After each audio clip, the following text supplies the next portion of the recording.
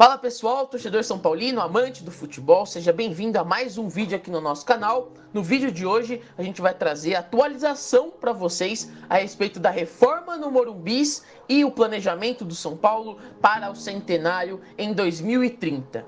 Esse é o vídeo mais completo e o debate mais acalorado que você vai ver a respeito da entrevista do diretor de marketing do São Paulo, Eduardo Toni, falando qual é o projeto do São Paulo e o que ele pretende fazer para que a gente tenha o melhor centenário em 2030 e que tenha uma reforma do Morumbis. Aproximação do campo, cobertura, como será feita essa reforma e qual é a ideia da diretoria do São Paulo e das pessoas que comandam lá dentro para fazer essa grande reforma e fazer esse grande centenário para o torcedor São Paulino. Então, eu espero que você goste. Agora você vai ficar com um trecho da live que a gente fez na quinta-feira. Então, todas as quintas-feiras a gente tem uma live debatendo assuntos de Morumbis, reformas, centenários ou qualquer outro assunto quente da semana. Aqui no canal, quinta-feira às 10 horas da manhã. Esse é um trecho com o Matheus Segato, eu e o meu pai,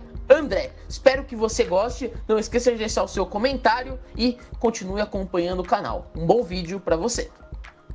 Seguinte, há quantos meses, Matheus, que a gente fez a última live da reforma do Morumbis? Olha, eu acredito que faça um mês e meio ali, por aí. Acho que não faz muito mais que isso, não. Só isso, Matheus? Também Só isso. Tô numa loucura aqui de TCC e finalizando a faculdade aqui. O tempo, para mim, ele tá sendo completamente relativo nesse ano de 2024, né? Mas, tá bom, o Matheus falou que era um mês e meio aí. Mas nós falamos um pouco sobre isso na última live sua com o Dr. José Marcelo, né? Um abraço aí pro Dr. José Marcelo.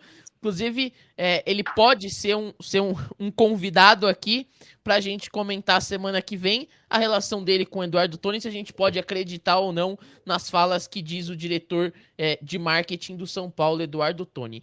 Na live que eu citei anteriormente, eu e o Matheus, a gente debateu uma entrevista que o Eduardo Toni deu para o Globo Esporte, esclarecendo alguns questionamentos da torcida São Paulina sobre a tal reforma do Morumbis.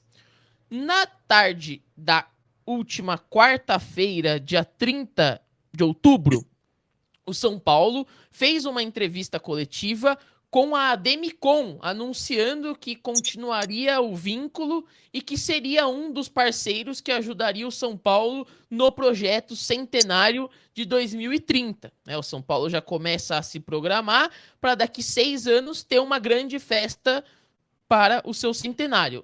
O André citou na semana passada, a gente mostrou aqui na live, as reformas que estão acontecendo ali no córrego, as reformas que estão acontecendo ali no entorno do Morumbis, né, do bairro, para que aí sim possa ser feita a obra dentro do estádio, né? Nessa entrevista, além da Ademicon falar que ajudará o São Paulo nesse projeto, teve uma pequena coletiva do Eduardo Toni, diretor aqui de marketing de São Paulo. Vou colocar aqui a fotinho dele aqui para vocês recordarem da cara dele aqui, do rosto dele, ok? Tá aí, esse é o diretor de marketing, para você que não sabe. A Demicon aqui atrás, que é a empresa. E aí ele respondeu, 4 perguntas, pelo menos a que a gente tem aqui. Uma sobre reforma do Morumbis, uma sobre o letreiro do Morumbis, tá? Aquele letreiro que não sai nunca. A SAF e projetos para o centenário. André, qual você gostaria de ver primeiro? Reforma no Morumbis, letreiro da Mondelez, que é aquele que tirou o Cícero Pompeu de Toledo e colocou o novo, que ainda não colocou, o centenário ou a SAF? Qual você gostaria de assistir primeiro? Fala pra gente. Acho que imagino que o assunto que esteja mais interessando ao torcedor são paulino seja a reforma do estádio, né? Hoje a gente aqui hoje vai ter que passar por todos, é só pra gente ver qual que é primeiro. Então, será que a gente não segura esse mais interessante, espera o pessoal chegar? Tem pessoal acordando, o pessoal tá escovando o dente, tomando um café. Vamos mais de leve, então? Vamos aquecer devagarinho, é isso? O pessoal entrando, o YouTube ainda tá mandando mensagem pro pessoal entrar na live, eles estão chegando aqui, peço para que todos comentem, pra gente interagir. Então, André, pode escolher. No futebol, quando a gente vai entrar para jogar, a gente aquece bastante para já entrar quente, né? Mas se você acha que a gente tem que ir devagarinho, então vamos começar pelo assunto mais complicado aí, a meu ver, que seria o assunto da SAF, né? Eu acho que é o assunto mais complicadinho de se debater aí. Tá, então eu vou passar o vídeo aqui pro torcedor que tá assistindo a gente. Prestem atenção que a gente volta aqui para comentar, ok? Ok. Segurem aí.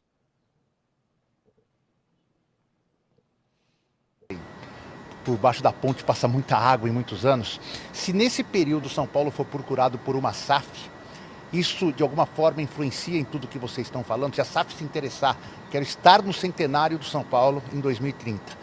De que forma vocês podem absolver ou não tem condição de absolver uma SAF nesse momento com esse planejamento? Desculpa interromper aqui no meio, mas vocês estão ouvindo aí vocês, André e Matheus? Se eu botar vocês para baixo, tá tudo certo? Ah, tá. Eu tava com essa dúvida aí. Vocês estavam com uma cara meio que de gol contra. Pera aí, então. Vamos voltar ao vídeo, pessoal. Só pra gente confirmar isso aqui, pra não atrapalhar nossos comentaristas. Estar no centenário do São Paulo em 2030. De que forma vocês podem absolver ou não tem condição de absolver uma SAF nesse momento com esse planejamento, com esse projeto que foi explicado para nós? Veja, o Júlio dizia disso desde o primeiro momento na campanha de eleição dele. São Paulo não vai ser a primeira SAF, nem vai ser a última. A gente teve o primeiro momento das SAFs, agora talvez a gente entre num segundo momento. Não é alguma coisa que nós temos no radar, não é alguma coisa que nós esteja no nosso planejamento para 2030. Este não é um plano que estamos trabalhando para 2030. Não pensamos fazer a SAF. O estádio é um equipamento que pode ficar fora de uma possível SAF, como por exemplo o caso do Vasco, né? O estádio São Januário, salvo engano, ele não fazia parte do projeto da 777. Então, você tem modelos de negócio para o estádio. O estádio é um equipamento do São Paulo, eu não consigo imaginar São Paulo abrindo mão desse equipamento.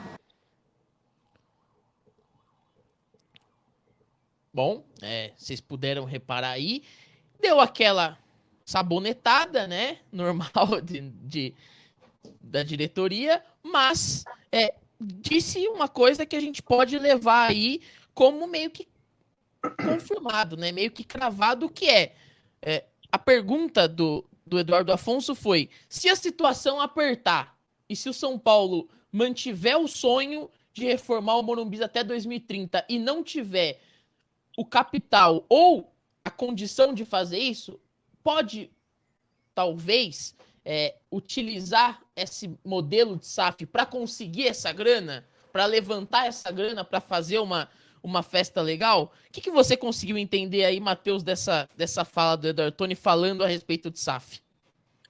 Olha, eu vou um pouco na contramão, na verdade, ô Pedro. Não sei se o André entendeu a mesma coisa, enfim. Eu já vejo um lado mais de distanciamento da SAF mesmo, até porque eu entendo que a diretoria tem uma visão. Se eu estiver travando, vocês me avisem, tá? Como eu tô no 5G, certo, enfim. Tudo certo, manda bala. Tá.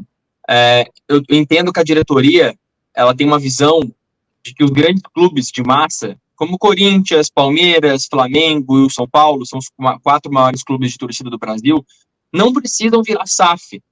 Precisam apenas de uma boa gestão, coisa que o São Paulo não tem há um bom tempo.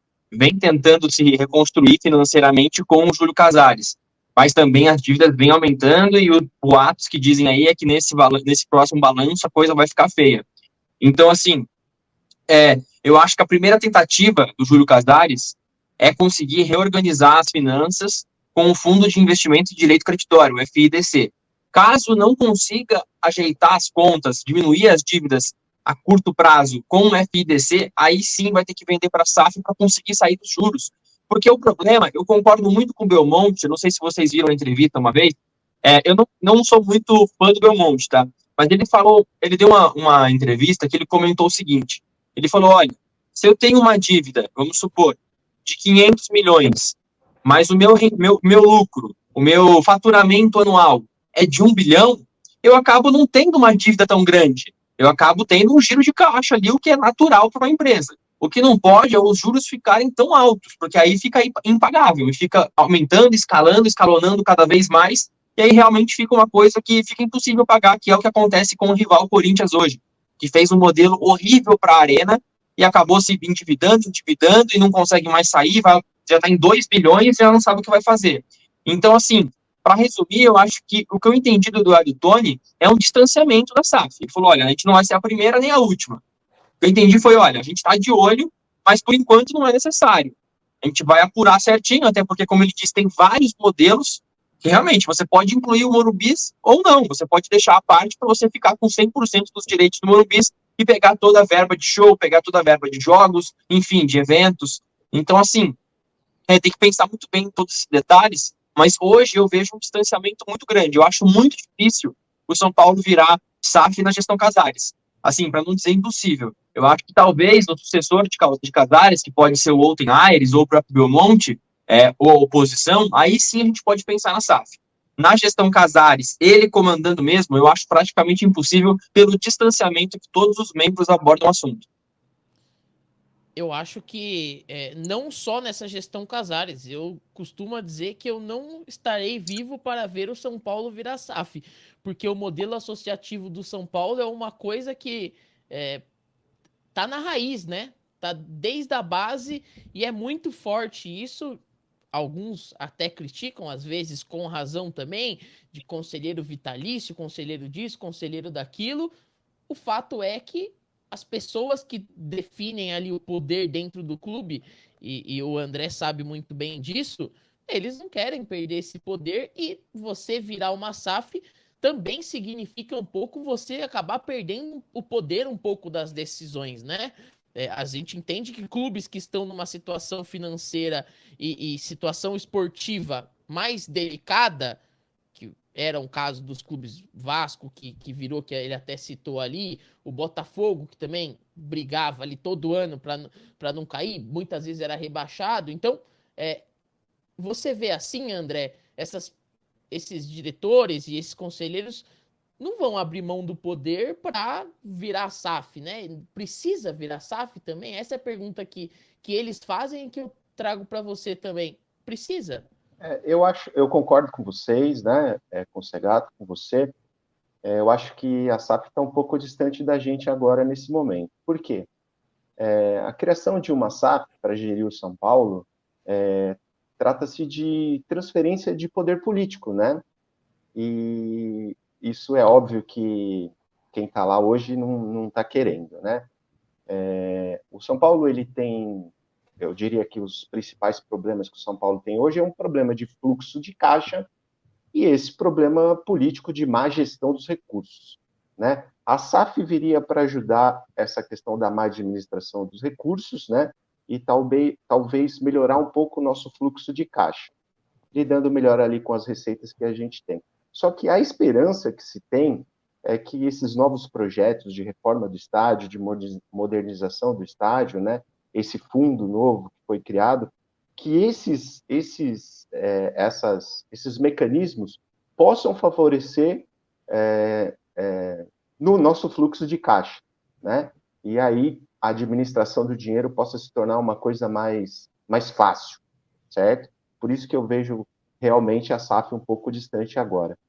Mas, ao mesmo tempo, é nisso que a diretoria está apostando, que essas novas reformas, que esse fundo tragam uma receita maior para o São Paulo e que haja maior facilidade ali para gerir os recursos. Mas eu acho que a vinda da SAF é algo que a gente não pode evitar, pode não ser agora, mas para um futuro próximo, eu acho que vai ficar inevitável. Porque a gente tem que banir, né, do nosso clube esse tipo de gestão amadora que a gente tem, certo? E pelo gigantismo do São Paulo, eu acho que a gente pode pensar nisso com calma, né? Não é corda no pescoço agora, como ele disse no vídeo, né? Eu acho que existem outras ferramentas que a gente pode desenvolver agora para que esse problema possa ser deixado para um futuro mais distante. mas vai ser inevitável pensar nisso, porque o modelo que a gente tem hoje de gestão não é um modelo muito legal. É uma coisa muito antiga e arcaica. Não é bom para o São Paulo.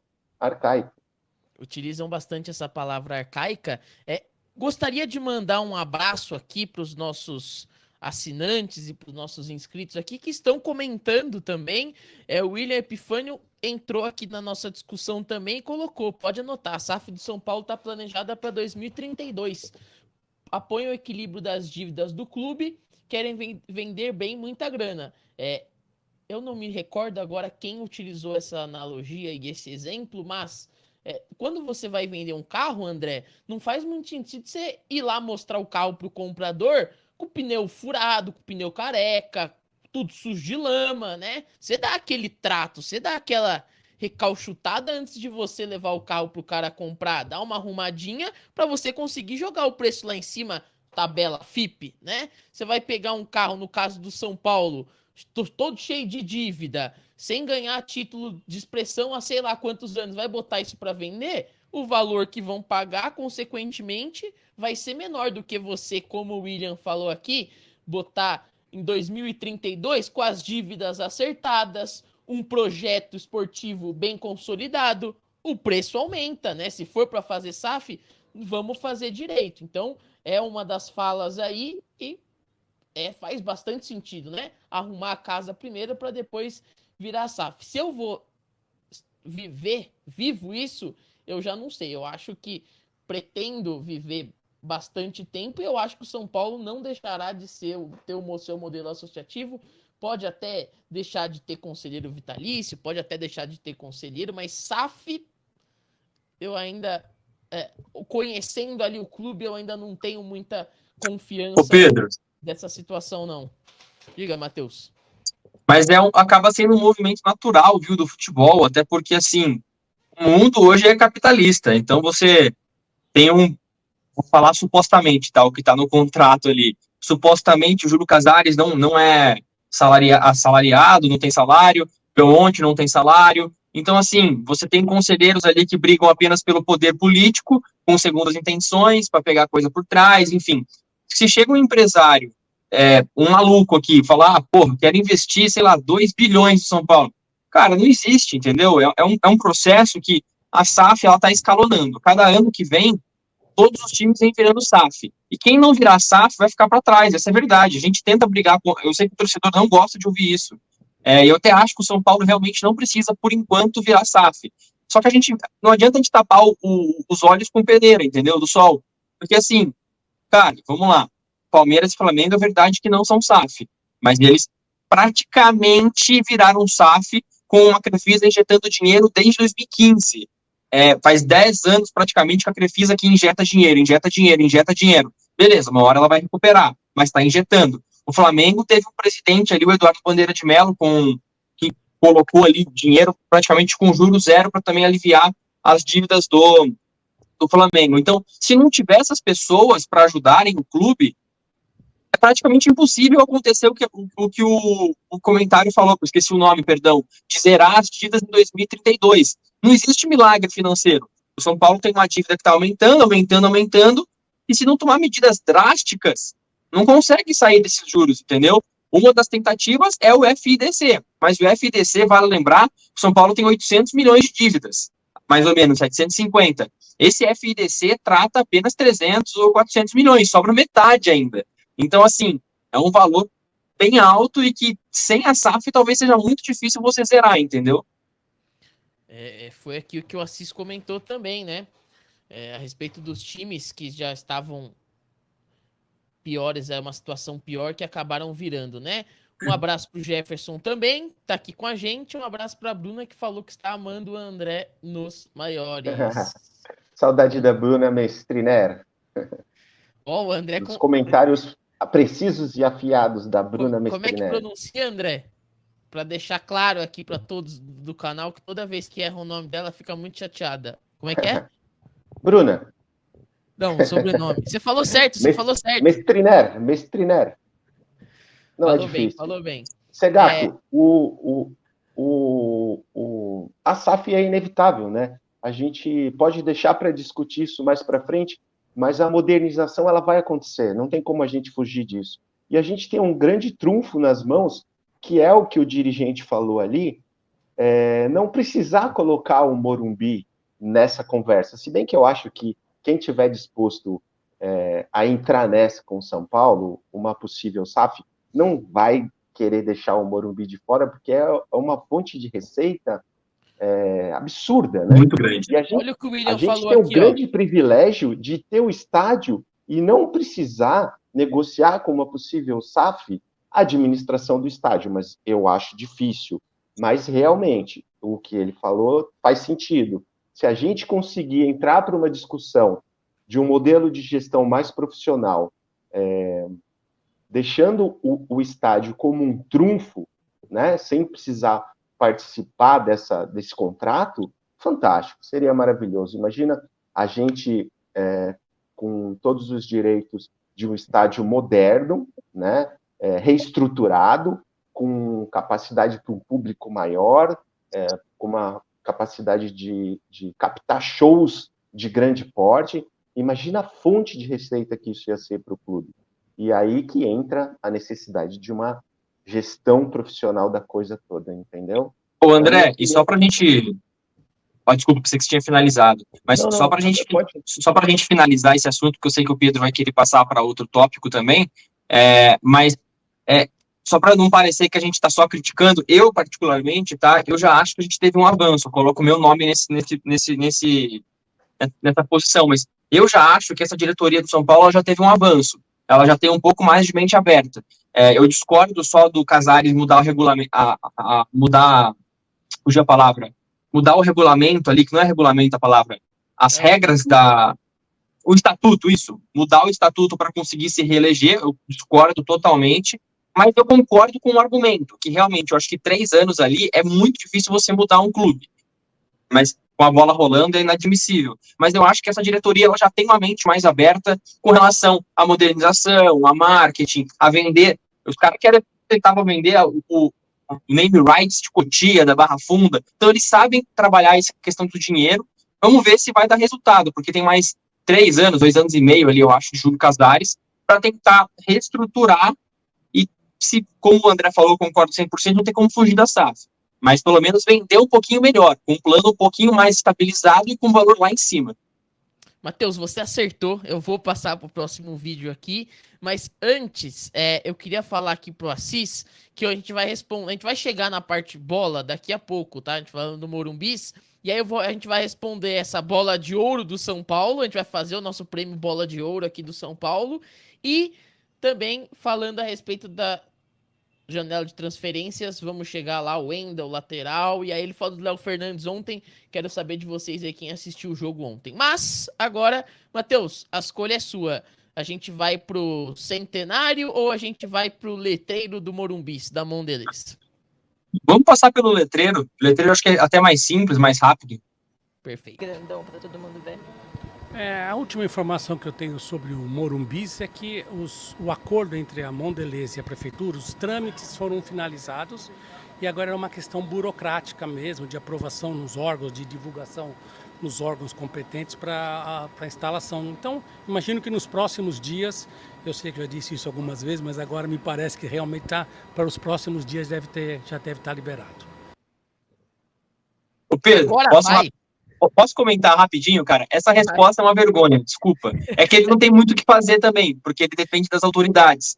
Mas essa resposta é literalmente a primeira resposta que ele deu. Tipo assim, o assunto é a mesma coisa. Porque, beleza, tá tudo regulamentado, depende das respostas das autoridades. Tá, desde o começo depende da prefeitura.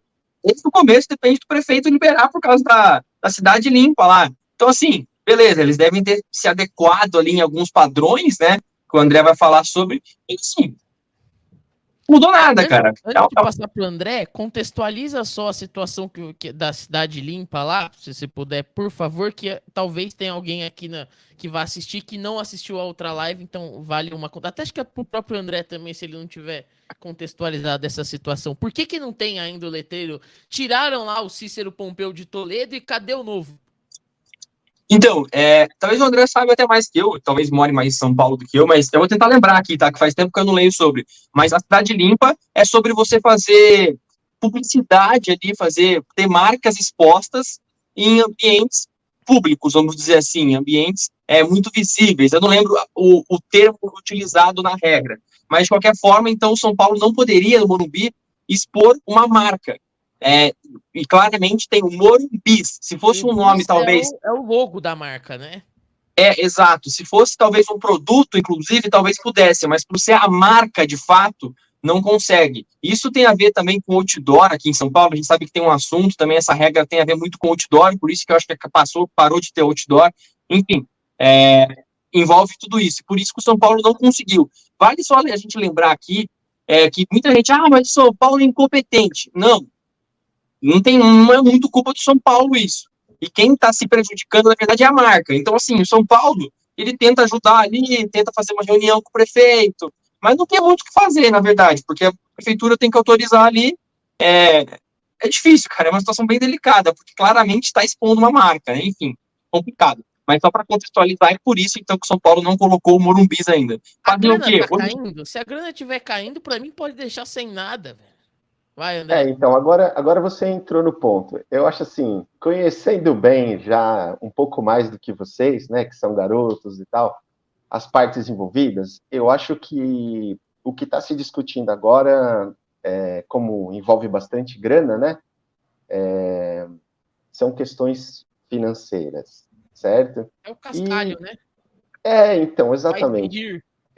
Então, é isso. Aí a discussão, na minha opinião, deve estar nesse nível aí, entendeu? E eu acredito que os deuses do futebol ali, né, toda a tradição do São Paulo Futebol Clube, essa coisa, essa aura, né, eu acho que esteja influenciando um pouco também ali na colocação definitiva do painel, porque apesar do letreiro que estava anteriormente ser uma coisa já ultrapassada, já fora de moda, né? Era uma coisa icônica, né? Para todo torcedor do São Paulo chegar ali no estádio e ver o letreiro. Então, eu acho que as energias ali estão favorecendo um pouco que esse assunto não seja finalizado. Mas é questão de grana, e daqui a pouco eles vão se acertar e o nome vai ser colocado lá. Torcedor também não está muito preocupado com isso, não. Eu, pelo menos, eu quero ver um bom futebol dentro de campo. O letreiro deixa para depois. É o que eu digo, né? O letreiro, Pedro, é coisa para Mondelez se preocupar, velho. Ô, Mondelez, você se preocupa aí. É o que eu queria saber se tá pagando. Paga o jabá lá na prefeitura lá e põe o letreiro daqui a pouco e pronto. Alguns comentários aqui. Um abraço aí pro José que comentou aqui. Vamos falar. Matheus, se segura na cadeira aí, tá? Se segura na cadeira que o Charles perguntou, Matheus. Não pula do prédio, Matheus. Fecha a janela. Tem tela, Fecha a janela. André, antes da gente passar pro próximo assunto, abra a janela aí pra gente ver como é que tá aí fora. O Matheus falou que você mora em São Paulo. Mostra aí, acho que você tem um verde aí fora, não? Só puxa pro lado. Só pra gente ver. Tira a cortina só um pouquinho. Ele vai abrir tudo. Mas é que senão vocês não vão conseguir ver direito aqui. Mas estourou o sol. Estourou o sol, não vai dar pra ver. Tem um verde ali. Tá no meio da mata, pô. A Mata Atlântica. Pô, que delícia, velho. Que delícia. E saiu dessa paisagem toda. Obrigado, André. Com certeza você tá melhor que todos do chat aqui. E se eu mostrar aqui a janela aqui, carro, ambulância, moto, buzina. Então tá lá, ó. O Eduardo Toni, mais uma vez, fazendo a gente falar sobre um assunto que ele não sabe a resposta. Por que ele é político e não fala? Rapaziada, não sei. Não tem nada resolvido. Porra, toda vez, mas enfim, tá aí, né? Um dia a gente vai ver esse letreiro aí, um dia. Obrigado, né? Pode fechar a janela, senão todo mundo vai ficar cego. Agora, então, a gente vai passar para ver o que ele falou a respeito do centenário, tá? Todos que estão aí no chat, não esqueçam de deixar o like e...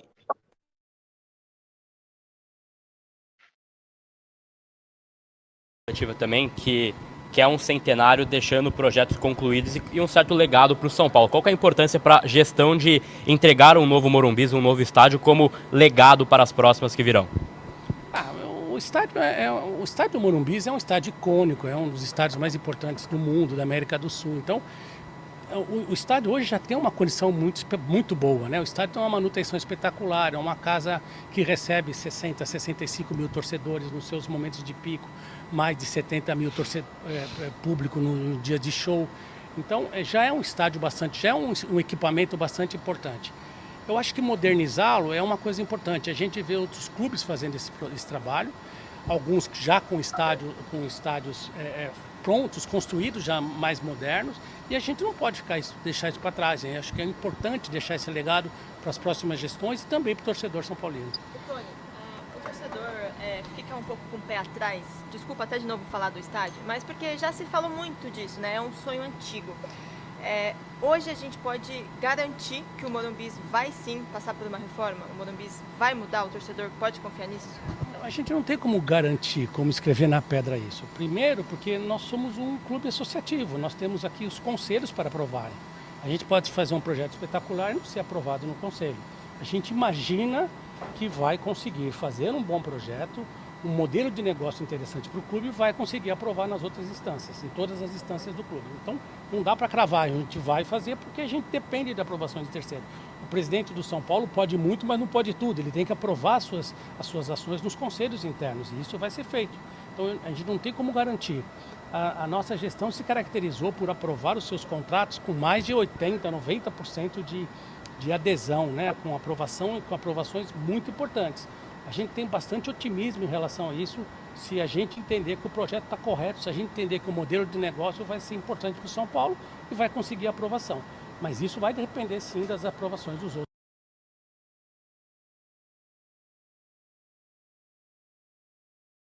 Tá mutado, Pedro. Repetindo, vai sair ou não vai sair, Matheus? A reforma do Morumbi vai sair sim. Eu só, assim, tá em negociação já, só para contextualizar aqui a galera, que às vezes não acompanha, né, a fundo todos os detalhes, porque acaba ficando mais presa ao campo, que é justo. O São Paulo já tem um vínculo ali com a W Torre, que é a mesma empresa que fez a construção do Allianz Parque. Inclusive, talvez seja o melhor modelo de negócio já feito ali do Allianz Parque com o Palmeiras, um negócio que deu super certo. O São Paulo quer repetir, só que ter toda a autonomia que o Palmeiras não tem em dias de shows, para conseguir decidir se joga Libertadores dentro de casa ou não, enfim. O que está acertado por enquanto? Eles acertaram um pré-acordo, mas eles ainda estão batendo os detalhes do pré-projeto. O pré-projeto vai ser mostrado, vai ser aprovado ou não para a diretoria de São Paulo, então a W Torre vai enviar esse pré-projeto até dezembro. Tem até dezembro para enviar esse pré-projeto com todos os detalhes, que fala sobre divisão de renda, o que vai mudar de construção, de público, enfim, de se tem teto, se não tem teto, se tem teto retrátil, enfim, camarote, como que vai ser a divisão, porque o primeiro acordo seria, que especula-se, né, que era dar os camarotes grande parte para a W Torre, para conseguir compensar a renda, enfim. Então, esse acordo meio que já existe. A gente vai ter uma resposta definitiva em dezembro, provavelmente, se o São Paulo aceitou o pré-projeto da W Torre ou não. Eu tenho um pouco de pé atrás, eu concordo muito com a Bruna quando ela fala do medo de a gente não ter um Morumbi no centenário. Porque a gente sempre que a gente comenta, Pedro, você falou mesmo hoje, você falou o quê? Faltam 6 anos para o centenário. Sim. Mentira. Não, mas eu vou discordar. Não faltam 6 anos. 5. Não, faltam 4. Porque, vamos lá, 2024 está acabando. Tem 25, 26, 28, 29. Em janeiro de 2030 tem que estar pronto o estádio. Então a gente não conta esse ano.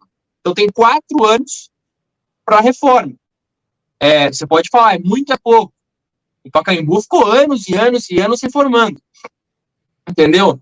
Então tem que ser muito bem calculado, cara. Porque 4 anos parece muito, mas para você reformar um estádio do zero, assim, reformar mesmo, eu acho que fica meio em cima, cara. Porque a gente sabe como que funciona a obra. Eu não sei se o André já reformou a casa dele aí. Minha mãe já reformou muito. Você vai reformar, fala que é 1 ano, acaba durando 2. Porque mexe em uma coisa, mexe em outra. É complicado mesmo. Eu acho que o prazo está em cima. mas eu acredito que vai sair, porque o São Paulo sabe que é uma alavancagem fantástica, né? Essa reforma do estádio. É algo que vai elevar muito o nosso patrimônio, né? Acho que vai ser muito bom para o São Paulo. Então, e qualquer empresa, né, que vá participar desse projeto sabe que é uma fonte de recursos fantástica o estádio do Morumbi, né? A gente coloca 60 mil torcedores lá facilmente para jogos que nem tem tanta importância assim, tá? Então, assim, grandes shows, né? Modernizando o lugar ainda, a gente tem a possibilidade de ter mais atrações ali dentro. Então, assim, é bom para todo mundo, mas realmente o prazo está em cima e tem que ser agora. Não dá para ficar esperando muito tempo, não, porque senão a gente fica sem o estádio, infelizmente, para a comemoração do centenário. E seria muito triste isso, né? Ô Pedro, eu queria só falar pontuar mais uma vez o meu posicionamento. Eu sou contra a ampliação de lugares, tá? O André até falou ali que a gente coloca 60 mil, é uma verdade, mas eu tô aqui para falar deles que o torcedor não gosta, né? Os caras vão me odiar. Mas a gente tem um número de sócio, torcedor, muito baixo. Muito baixo. Não sei como que tá atualizado hoje, mas o número é baixíssimo, é irrisório comparado à torcida do São Paulo, deve ter o quê? 40 mil, é muito pouco. E assim, o que eu quero dizer, a gente não tem sócio-torcedor o suficiente para lotar 80 mil. Mas se eu falar, pô, mas todo mundo que vai não é sócio-torcedor. Gente, a gente tem que pensar, agora mesmo no Morumbi, a gente não vai colocar 60 mil. A gente vai colocar 35, 40, já é um valor abaixo. Só que ainda assim, colocando 40 mil, é um público bom e que o São Paulo não sai no prejuízo. A gente tem que ver que no Maracanã, que é um pouco maior, o maior estádio do Brasil, vários clubes já não abrem, já não jogam lá por questão de prejuízo. O Flamengo mesmo, até pouco tempo atrás, dava prejuízo jogando lá. Porque o Flamengo era um time inexpressivo em questão de disputa de títulos, então não lotava e não conseguia sair no lucro jogando lá.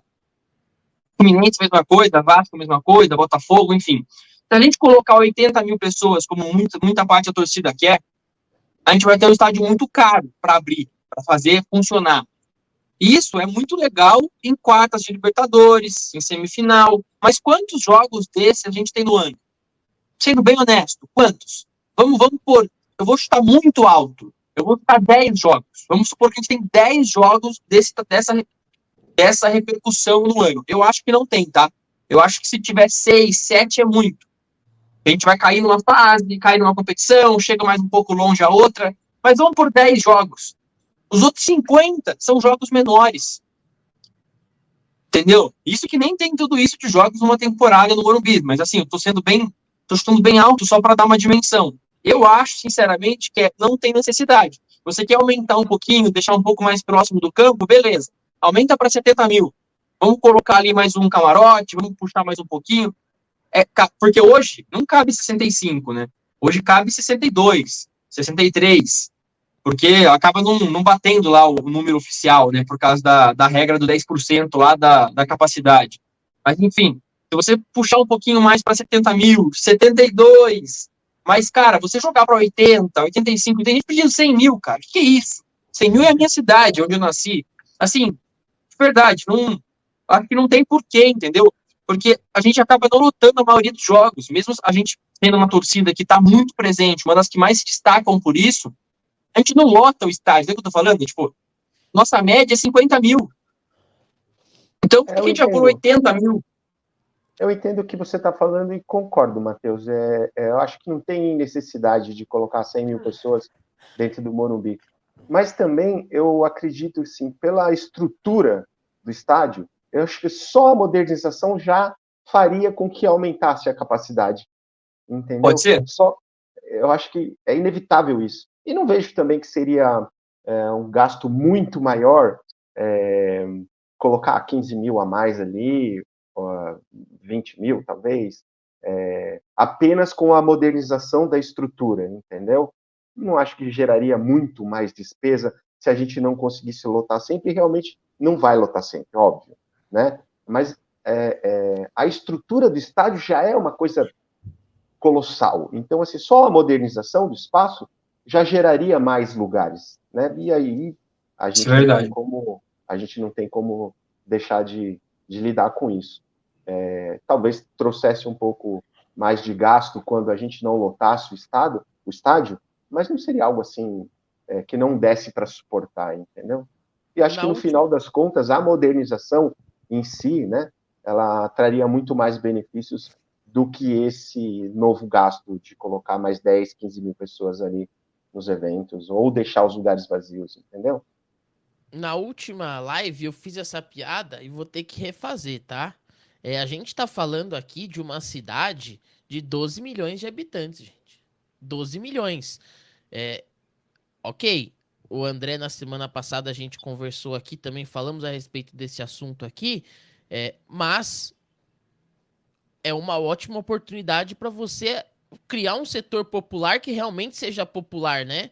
Libera esses 10, 15 mil a mais aí para um preço acessível para populações com uma renda menor, deixa esse ingresso mais barato, volta com a geral, né, André, da sua época? Sim, lógico que seria, com a geral, seria então... seria algo mais moderno, né? Mas realmente, eu acho que se a gente favorecer, né, se a gente possibilitar a entrada de um público assim de mais baixa renda, o que não acontece hoje em dia, ir no Morumbi é muito caro, né? É caro até para mim. Tudo bem, eu tenho que viajar e tal, mas é bastante grana que vai quando tem que ir no Morumbi. Então, se a gente conseguir viabilizar isso, né, o acesso a pessoas com poder aquisitivo um pouco menor, seria fantástico. E talvez com um número de lugares maior, a gente pudesse fazer um projeto nesse sentido, né? Uma geral moderna. Só para pontuar, para ser o contraponto aqui, a gente está falando de valores altos, realmente o São Paulo subiu o valor nesses últimos meses ali, mas ainda assim é bem barato se comparado a outros clubes que cobram bem mais caro, e também a gente tem uma arquibancada amarela que de fato foi criada pelo Casares, não estou aqui fazendo marketing para ele, mas foi uma boa iniciativa, que todos os jogos é 50% mais barato que a Azul eu acho que é a mais popular ali para a família aí e tal. Então, assim, é bem interessante esse projeto, cara, porque possibilita de uma pessoa de mais baixa renda aí, apesar de não ser o mundo ideal, que a gente queria lá que fosse R$20. Acaba sendo, sei lá, 30, 40 em alguns jogos. Mas, pô, qual que é o preço médio de uma arquibancada azul hoje? Vamos colocar uns R$80? Acho que é mais ou menos isso. A inteira, né? Cara, 80 inteira, vamos lá. Isso, 80 inteira. Então você consegue pagar ali na amarela R$40. R$40, eu sei que tem gente que não tem condição, infelizmente, mas não é um valor, convenhamos, não é um valor caro.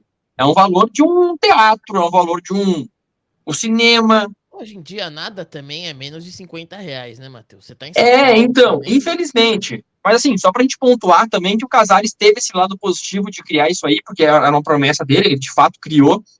Poderia não subir tanto o valor nas finais da temporada? Poderia.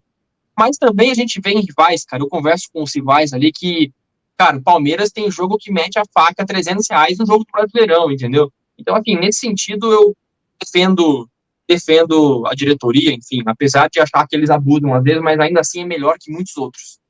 Vamos ao nosso último vídeo aqui do Eduardo Toni. Antes disso, o William colocou aqui, ó.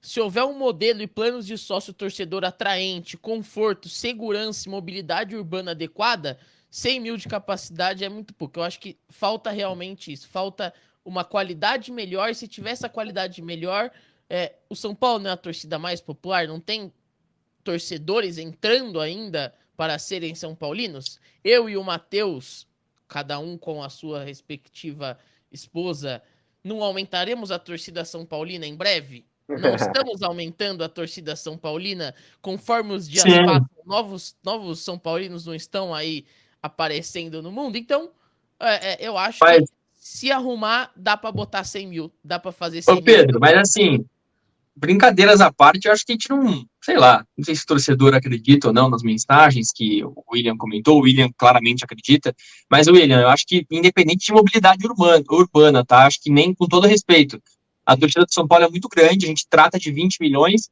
mas 20 milhões é um número ainda genérico, não são 20 milhões que consomem São Paulo Futebol Clube, são 20 milhões que declaram a torcida, mas que consomem, compram camisa, vão ao estádio, cara.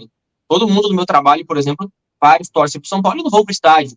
Então tem gente que prefere assistir de casa. Então essa é utópico achar que a gente vai colocar 100 mil. A gente vai colocar 100 mil numa semifinal de Libertadores.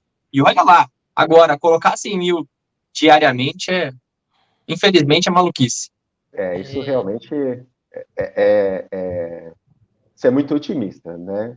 Acho que a gente coloca 70, 80 mil ali nos jogos mais importantes, mas todo jogo é complicado, mesmo porque os times hoje em dia jogam muito, né? Disputam até o campeonato ali do sei lá, do bairro. Então, são muitos jogos. Ô, André, eu vou fugir um pouquinho, mas é rapidinho, tá, Pedro? Eu estava acompanhando sobre o sócio torcedor do Atlético Paranaense. A gente estava falando sobre os vídeos dele lá, do pacto, tal. Enfim, eu fui dar uma olhadinha como que funciona o modelo deles de negócio hoje. E hoje o modelo deles é bem interessante, porque eu achei particularmente, a gente pode abordar isso num próximo assunto, para quem sabe São Paulo teve com isso como proposta. Todos os sócios hoje do Atlético Paranaense, eles ganham o ingresso. E eles têm, por isso que foi aquela história deles terem que dar o check-out, porque automaticamente eles já estão no check-in, já tem ingresso e eles têm ingresso para entrar. Então eles não pagam nada, eles pagam apenas o sócio. Aí depende do valor do sócio, claro, o mais barato é 50, tem 150.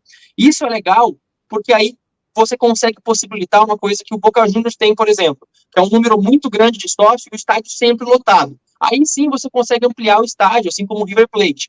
Quando o São Paulo tem um número baixíssimo de sócio-torcedor, por vários motivos. Eu pesquisei aqui. Quanto? 53 mil. É um número baixíssimo. Eu acho que o Vasco tem mais, tem vários times com mais. Enfim, é um número bem baixo mesmo, e até acho que o plano nem é tão ruim assim, tá? Modéstia à parte, assim, minha opinião. Não acho que é tão ruim pra galera criticar tanto. Muitos torcedores desses moram em outros estados, né? Sim. Aí realmente é mais difícil adaptar. Mas, só para deixar claro, então, eles fazem desse modo que você vira sócio e já tem ingresso. Eu acho isso super legal. Aí você tem que estudar para não sair no prejuízo, claro, fazer um modelo de negócio ali. Mas, por exemplo, se o sócio torcedor do São Paulo garantisse o ingresso, cara, era papo de 200 mil sócios. Aí não tem a menor dúvida, de verdade. Porque aí uma galera que vai com frequência, aí você tem que estudar como que você faz essa hierarquia para todo mundo ser feliz e conseguir ingresso, porque é um clube de massa, é um clube mais difícil do que gerir o Atlético Paranaense, óbvio.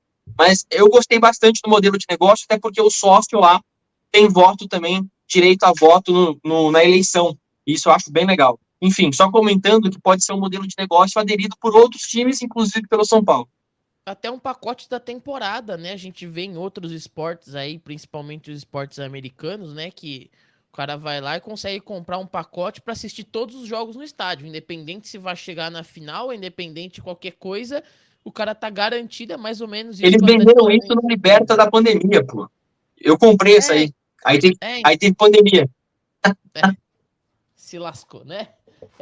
Vamos ao último vídeo, então. Quem esperou aí? Acho que já deu tempo do pessoal entrar, né, André? Acho que agora vai. Vamos ver, então, o que ele falou agora para a ESPN. Inclusive, agradecer aos jornalistas que apareceram aqui, né? Dar os créditos. O Gabriel Sado, Arquibancada Tricolor. A Priscila Senhorães, da TNT. E agora vai falar para o Eduardo Afonso, da ESPN. Como é ESPN, deu uma caprichada na resposta aqui. Vamos acompanhar. Forma que o Morumbi vai entrar nesse projeto do centenário de 2030? Pode responder lá. De que forma que o Morumbi vai entrar nesse projeto do centenário de 2030? O que está mais palpável para apresentar para o torcedor nesse momento? Edu, ainda não temos nada para apresentar para o torcedor. É importante a gente explicar, eu já falei isso algumas vezes, mas é importante que todo mundo tenha clareza. Nós temos um um acordo inicial com a W Torre, que ela tem até o final desse ano para apresentar para o São Paulo um projeto completo de estádio de reforma e ampliação do estádio do Morumbi. Apresentado do ponto de vista total, custos, design, parcerias, modelo de negócio. Isso deve ser apresentado para o São Paulo até o final do ano. E aí a gente tem um período de entendimento, de análise interna. E havendo isso, acordo quanto a isso, a gente vai primeiro passar para os órgãos internos do São Paulo.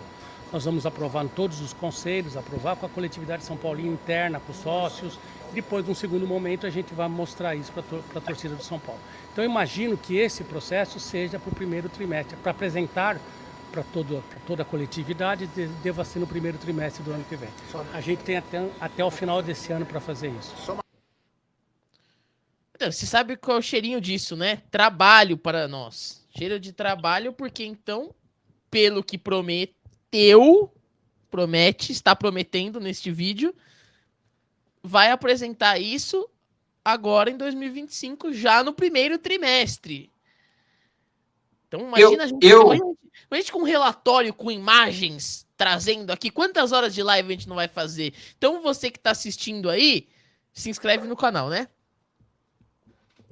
Ô Pedro, posso ser bem honesto? Deve, Matheus, deve. Papel do jornalista, né? Papel do jornalista. Cara, eu acho praticamente impossível isso ser solucionado no primeiro trimestre. Primeiro tem que ser aprovado o pré-projeto. E eu duvido que o pré-projeto ele vai chegar liso para o São Paulo só aceitar tudo. Provavelmente vai ter uma rodada de negociações ali do São Paulo querer uma porcentagem a mais de renda, aí de negociar com a W Torre, captação, modelo de negócio, enfim. Eu duvido que vai chegar liso. Mas beleza, vamos supor que vai chegar liso. Aí foi aprovado em dezembro, janeiro começa a votação. Aí tem que passar pelos conselheiros, também não é um processo tão simples, vai demorar umas 2 semanas para fazer a votação, ali para fazer, que eu digo assim, mobilizar a votação, aí faz a votação no final de semana, tem que torcer para ser aprovado. Então, assim, todo o contexto, eu acho muito difícil ser noticiado, divulgado, aprovado no primeiro trimestre. Eu acho que é muito otimismo. Até porque, vamos lá, tem a bendita Florida Cup lá, a viagem para os Estados Unidos, aí volta, todo mundo viajando no trenzinho, uhul, alegria. Então, assim, acho muito difícil, cara, porque aí tem pré-temporada, tem contratação, isso não vai ser o foco abordado, a gente sabe, na janela de transferências isso não vai ser foco, isso está sendo foco agora, porque, assim, não tem mais o que abordar, na janela de transferências vai falar sobre reforço, entendeu? Isso vai ficar um pouco escanteado, eu duvido muito, eu acho que no semestre, tudo bem, mas aí entra o que eu falei antes, o tempo está correndo contra, eu acho que está bem apertado, assim, vamos abordar 4 anos, se a reforma for começar, não é nenhum absurdo, tá? Se a reforma for começar no meio do ano que vem, convenhamos, não é nenhum absurdo, acho que até o normal, vamos supor, começou no meio do ano que vem a reforma, vai ter 3 anos e meio para a reforma, para ficar pronto, tudo pronto. Eu acho pouco, cara. Vou ter que aqui falar que a reforma já começou, pô. Já estão quebrando tudo lá em volta. Não, mas começou o código, não o Morumbi.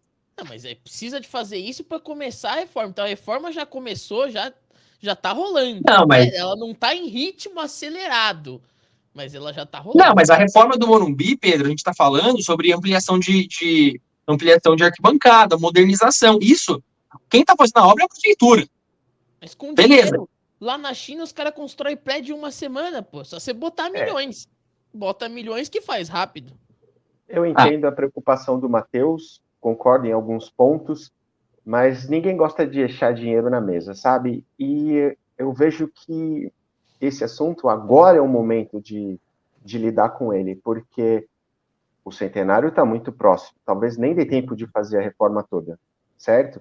Mas agora, no meu entendimento, agora é o momento. Esse é o assunto que tem que ser colocado em pauta agora. Por quê?